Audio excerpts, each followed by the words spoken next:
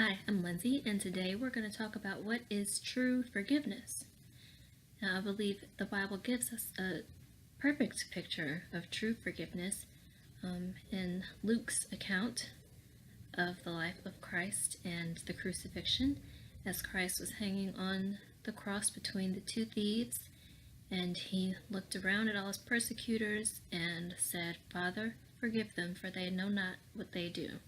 And that's in Luke chapter 23, verse 34. So throughout this lesson, I will be using the name Yahweh for God the Father and Yahweh for Christ, also known as Jesus. Now, those are the original pronunciations of their names before the invention of the letter J, as well as the adoption of a vowel system by the children of Israel.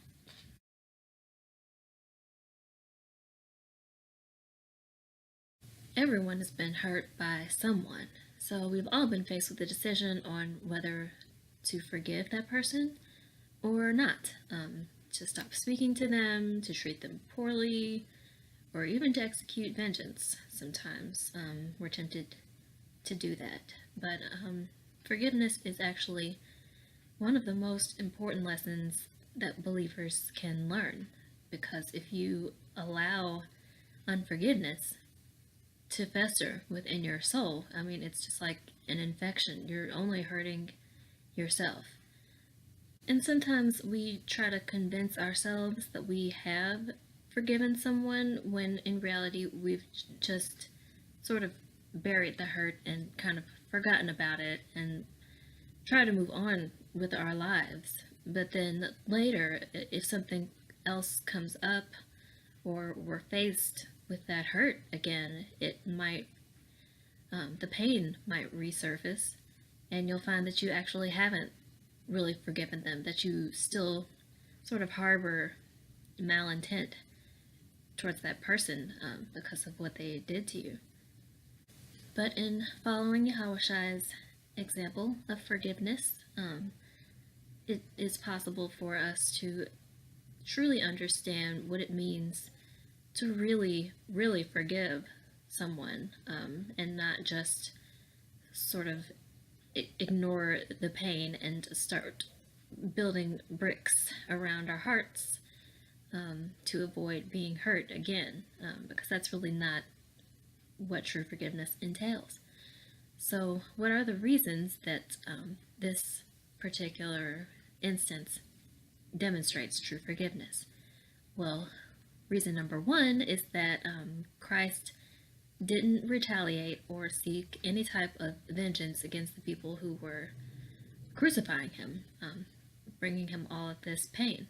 And so the first verse that I want to read in regards to that is Matthew chapter 27, verses 39 through 44. And this is the King James Version. It reads, "And they that passed by reviled him, wagging their heads, and saying, Thou that destroyest the temple and buildest it in 3 days, save thyself. If thou be the Son of God, come down from the cross. Likewise also the chief priests, mocking him, with the scribes and elders, said, He saved others, himself he cannot save. If he be the King of Israel, let him now come down from the cross, and we will believe him. He trusted in God. Let him deliver him now, if he will have him, for he said, I am the Son of God. The thieves also, which were crucified with him, cast the same in his teeth." So not only was Christ persecuted and beaten and mocked and spit at and all of these other things, but then on top of all of that, his persecutors taunted him, saying, "Hey, why don't you do something about this? Why don't you take vengeance on us or save yourself or whatever?" And yet he still stayed on the cross. He didn't answer them. He just took it. And this is the Son of God that we're talking about. So of course he had the ability to retaliate. He could have come down off of the cross at any time. After all, he was essentially up there suffering and dying for the people who were mocking him and taunting him this way. So I mean, quite naturally, if that were any of us in that position, we would say, okay, yeah, let me show them what I'm made of or whatever. But he refrained from doing that and actually continued to suffer on their behalf. And another example of that type of restraint and forgiveness I would like to give is the account of David and Saul. Saul was after David's life for a long period of time because he had been afflicted by an evil spirit after his disobedience of the Most High God, and he sort of turned against David. He had sort of a love-hate relationship with him, and he would often go after David's life. And at one point, David did have the opportunity to take Saul's life, but he didn't. And I would like to read in 1 Samuel chapter 24, this is verses 3 through 8. And he came to the sheepcotes by the way, where was a cave, and Saul went in to cover his feet. And David and his men remained in the sides of the cave. And the men of David said unto him, Behold, the day of which the Lord said unto thee, Behold, I will deliver thine enemy into thine hand, that thou mayest do to him as it shall seem good unto thee. Then David arose, and cut off the skirt of Saul's robe privily. And it came to pass afterward that David's heart smote him, because he had cut off Saul's skirt. And he said unto his men, The Lord forbid that I should do this thing unto my master, the Lord's anointed, to stretch forth mine hand against him, seeing he is the anointed of the Lord. So David stayed his servants with these words, and suffered them not to rise against Saul. But Saul rose up out of the cave, and went on his way. David also arose afterward, and went out of the cave, and cried after Saul, saying, My lord the king. And when Saul looked behind him, David stooped with his face to the earth, and bowed himself. So similarly to Christ, not quite as perfectly, but similarly, David refrained from executing vengeance on Saul, retaliating, and he also told his servants not to retaliate against him either. He did almost carry out that vengeance by cutting his garment, but then he felt bad about it afterwards and repented of that action. Reason number 2 that Christ's pleading with the Father to forgive his persecutors on the cross is the picture of true forgiveness, is that he actually, of course we all know that he was sinless, so he did nothing, absolutely nothing, to merit the poor treatment that he was receiving. 2 Corinthians 5:21 says, For he hath made him to be sin for us, who knew no sin, that we might be made the righteousness of God in him. So sometimes we will think that we are justified in withholding forgiveness or love or what have you from a person who has hurt us because we actually did nothing to hurt them. But with Christ, we see that this is not the case for him. I mean, obviously, he was aware of the fact that he had never sinned, and yet he still extended forgiveness to his accusers. He didn't even sin when he was wrongly accused, in retaliating or, sometimes we can sin with our speech. When people accuse us of things that we haven't done, it'll make us angry and we'll retaliate. But in Matthew 27, verses 12 through 14, I'll read that now. It says, And when he was accused of the chief priests and elders, he answered nothing. Then Pilate said unto him, Hearest thou not how many things they witness against thee? And he answered him to never a word, insomuch that the governor marveled greatly. All right, so obviously that is something that's very hard to do, to hold your peace when people are saying things against you that are just not true. And it's deep that, Christ's behavior in response to those false accusations um, it just made it abundantly clear to the governor and his wife. I mean, you can read in that same chapter in verses 19 and 24 how the both of them were just, I mean, they were actually afraid to execute Yahushua because they just knew that he was a just and innocent man. And so, in your situation, whatever it is that you're facing, the forgiveness that you're struggling to grasp, I mean, sometimes you do have to consider, I mean, what kind of role did you play in receiving that hurt?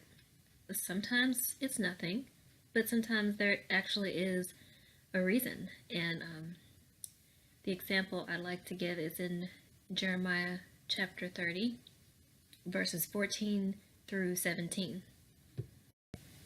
And I'll just start with verses 14 and 15.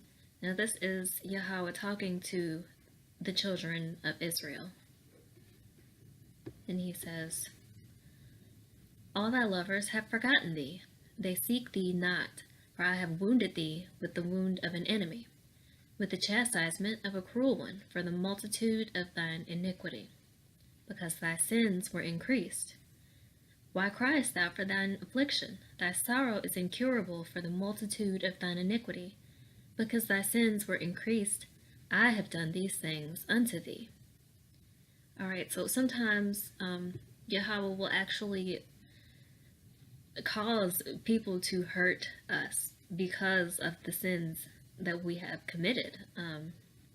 In these verses, he says that the lovers of Israel had forgotten her. And I mean, it's kind of a metaphor because he's talking about them worshiping other gods, which he considers to be other lovers, because he considers himself to be married to this people, and they go off and worship other gods.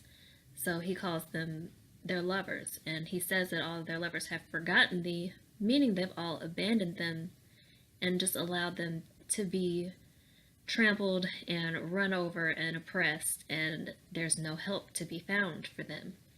And Yahweh says that he has allowed this to happen to them because of their iniquity and their sins. So sometimes the offenses that are committed against us are actually the result of our own iniquity. It's something that Yahweh is trying to correct in us by way of a person who hurts us. So you can't always consider yourself totally faultless, and it might not even be an offense that you committed against this person. It might be some other sin in your life that he's trying to address by way of this affliction. Okay, and moving on to verses 16 and 17, Yahweh says, "Therefore all they that devour thee shall be devoured, and all thine adversaries, every one of them shall go into captivity, and they that spoil thee shall be a spoil, and all that prey upon thee will I give for a prey. For I will restore health unto thee, and I will heal thee of thy wounds, saith the Lord. Because they called thee an outcast, saying, This is Zion, whom no man seeketh after." So in these verses, Yahweh is actually reassuring his people that whenever he does use someone to sort of correct your iniquity through affliction, he will actually turn around and afflict that person for afflicting you. He executes vengeance on your behalf. And it says in Deuteronomy chapter 32, verse 35, "To me belongeth vengeance and recompense. Their foot shall slide in due time, for the day of their calamity is at hand, and the things that shall come upon them make haste." So you don't have to see it as being something that's just totally unfair to you. You might come to see it as being unfair to that other person who has afflicted you, as they're being used by Yahweh to correct you. But then you have to consider the fact that they their spirits are in a place that is allowing them to be used in that way to hurt someone. So they are in need of correction as well. But he's basically saying that their correction will come later after they have been used to correct you. And that brings us to reason number 3 of why Christ's prayer on the cross is the picture of true forgiveness. And that is because he actually had pity and compassion on his persecutors, because he knew for a fact that Yahweh actually does execute vengeance on behalf of the saints whenever they are persecuted by others. And to that effect, I would like to read Psalm 105, verses 14 to 15. It says, "He suffered no man to do them wrong. Yea, he reproved kings for their sakes, saying, Touch not mine anointed, and do my prophets no harm." And this is basically just saying that Yahweh is no respecter of persons. Anyone from the smallest to the greatest, the poorest person on earth to the richest king you could imagine, anyone who hurts his saints, he will reprove. And sometimes his vengeance is swift, and sometimes it takes years. But it does happen if you pay attention. Personally, I can point to times in the past where he has sent pestilence, demonic possession, loss of life of close friends and loved ones, even just plain humiliation against people who have hurt me in the past. So, I mean, it's something that you kind of have to have eyes to see it. You have to be looking for it, because you would kind of maybe just chalk it up to, oh, well, that's just life. But if you really think about it, oftentimes it is Yahweh acting on your behalf for something that that person has done to you. And again, these things aren't always immediate. So, I mean, it's easy to kind of let bitterness build up in your heart when people hurt you, and then you just turn around and see them move on and do fine in life, or even better than you. But you have to have patience regarding that. I mean, not that you should be looking for people to get hurt, but it's important for your faith in Yahweh that you recognize that he actually does care about his saints and what happens to them. And to that, I want to read Ecclesiastes chapter 8, verses 11 through 13.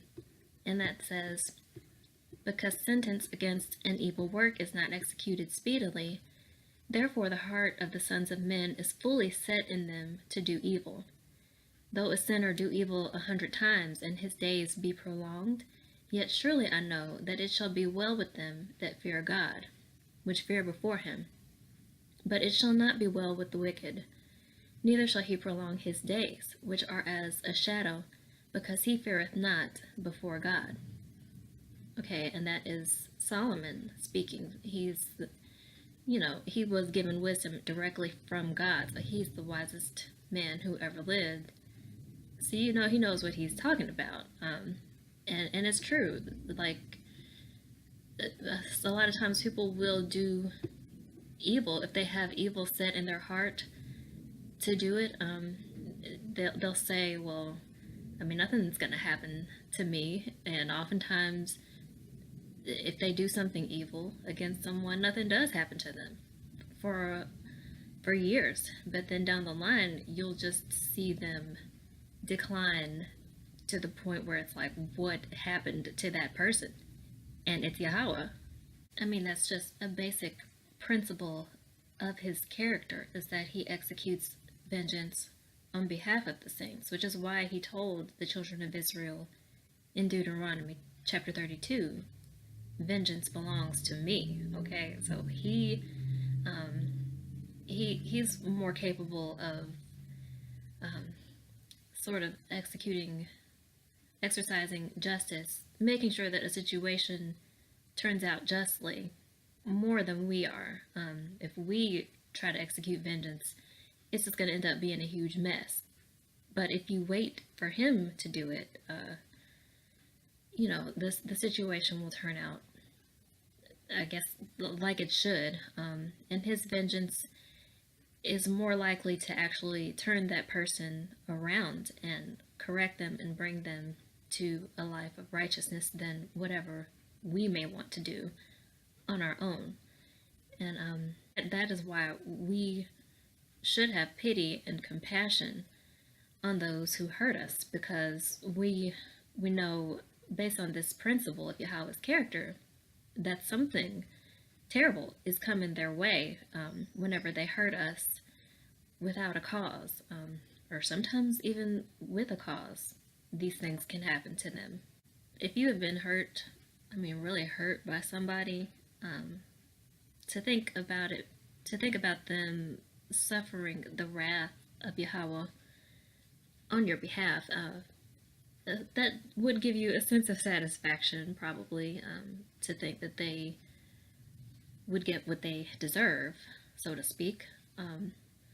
But if we follow Christ's example of forgiveness, then we should actually be asking Yahweh to refrain from vengeance if possible. If that's what's best for that person, because that is what he did. And you know that he more than likely did that because because he is the Son of God. So he was like,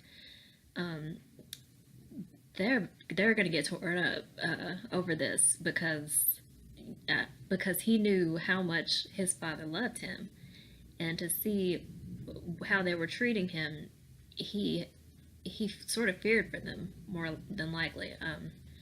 But he didn't want them to get hurt, so he said, "Father, forgive them. They don't know what they're doing." And that actually goes back to what he said in Matthew chapter 5. And I'll read it. It's verses 44 and verse 48. He said, "But I say unto you, love your enemies, bless them that curse you, do good to them that hate you, and pray for them which despitefully use you and persecute you. Be ye therefore perfect, even as your Father which is in heaven is perfect." So it's interesting to note that this particular response to persecution is basically accounted to us as perfection. If someone hurts us and shows themselves to be our enemy, and we respond by praying for them and having mercy upon them, then that is accounted to us as perfection, even as our Father in heaven is perfect, as Yahweh Shai said.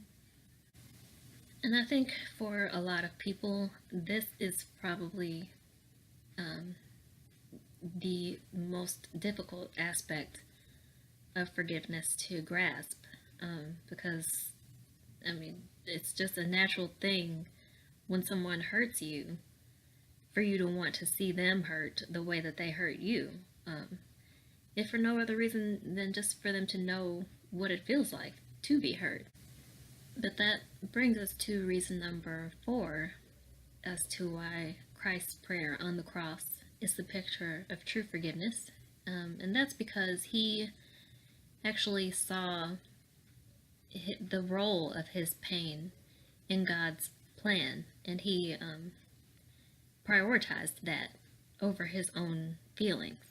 And we know that because of the fact that he prayed to be spared from that pain in the Garden of Gethsemane before he was given up by Judas to be executed.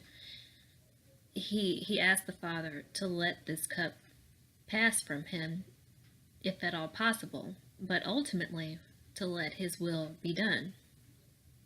So when that suffering came upon him anyway, he had to have seen have seen it as an indication that this pain being inflicted upon him was necessary for the completion of Yahweh's plan.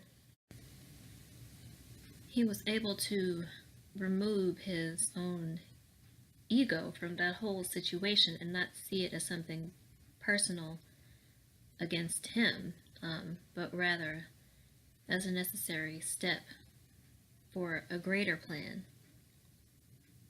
And I mean, we pray for good things to happen to us. We pray for good people to come into our lives and all of these things. But evil still comes into our lives and people still hurt us. But we should have the same mentality that Christ had on that cross in that situation. Because you never know what Yahweh is up to. It could be that this offense against you is necessary for some greater plan. Oftentimes he is just trying to help us grow as people, grow as believers in him. Or there could be some sort of iniquity or something that you are struggling with, some sort of kink in your personality that he's trying to work out through that offense. And it won't work unless you are able to forgive the person who hurt you. If Yahushua had refused to forgive the people who were executing him on the cross, I mean, that would have been a sin right at the last minute. I mean, after all that he went through, his sacrifice would have meant nothing. So that shows you how important it is to forgive, to truly forgive your enemies. And Christ knew that that is not an easy thing at all to do that. And when he was asked about the signs of the end times, the end of days, and the sign of his coming, he mentioned that this would be one of the great struggles that we would go through. In Matthew chapter 24, verses 12 and 13, he says, "And because iniquity shall abound, the love of many shall wax cold. But he that shall endure unto the end, the same shall be saved." Okay, so, I mean, iniquity abounding, there are a number of evil people in this world, or even just sort of regular people who fall to evil ways every now and again, or maybe even just you personally, you feel like everybody is out to get you, and that sort of makes it seems logical and easier to just sort of put a wall around your heart, but Yahushua calls that your love waxing cold, because you can't truly love unless you leave yourself open and vulnerable. You have to be willing to be hurt again. You have to leave yourself open to that in order to love.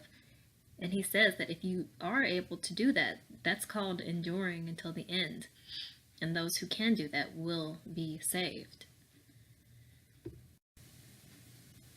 And finally, just to clarify what he really means by that, by being saved and enduring to the end through this forgiveness, you can read the parable in Matthew chapter 18, verses 21 through 35, and I won't read it in its entirety, but I encourage you to read that on your own time. And it is essentially a king has a servant who is heavily indebted to him, and he forgives his debt, and the servant is very thankful. But then he leaves the presence of that king, and it comes across a man who owes him a far lesser amount of money, and the man is unable to pay it, and he pleads with him to give him time to come up with the money. And he refuses and beats the poor man. And then and people hear about it, and they go back to the king and tell him what happened. And that king calls that servant back into his presence and calls him a wicked servant and says, well, I forgave you a much greater amount. I didn't even tell you that you had a longer amount of time to pay it back. I just said forget about it. And you turn around and you can't forgive this person this tiny little thing that they owed you. And so he calls him a wicked servant and says send him to the torments. Okay, so it's very, very important for us to forgive those who have hurt us. And I mean, really, when you consider that story, that parable that Christ told, I mean, it's essentially like we have, through our sin, we've hurt Yahweh far more than anyone has ever hurt us, because that separates us from his presence, and he wants us in his presence. But through our sin, and we sin continually. No matter how hard we try, we're always struggling. But he has extended forgiveness to us. So who are we to say, well, this person doesn't deserve my forgiveness? I mean, how would you feel if Yahweh had said that about you? So you have to consider that when you're looking at situations where forgiveness is necessary. And lastly, looking at Christ's example on the cross of true forgiveness, his prayer for us, the way to gauge whether or not you've truly forgiven someone is to sort of compare his actions toward all of us to your actions to this person who has hurt you. Would you actually face death or persecution for this person who has hurt you? Would you pray for them and ask for mercy for them? Would you seek their good? Would you seek their salvation through whatever means you were able to help them obtain it? Because if the answer is no, that you couldn't do that, then you haven't truly forgiven them. And I know that it is difficult, especially depending on the offense that has been committed against you. But the beautiful thing about this struggle, when you are able to overcome it and find true forgiveness, is that it helps you to better understand Yahweh's love for us, and Yahweh Shai, what they had to endure in order to redeem mankind from eternal death. So that concludes this lesson on true forgiveness. Thank you very much, as always, for watching. Be sure to like, share, comment, and subscribe.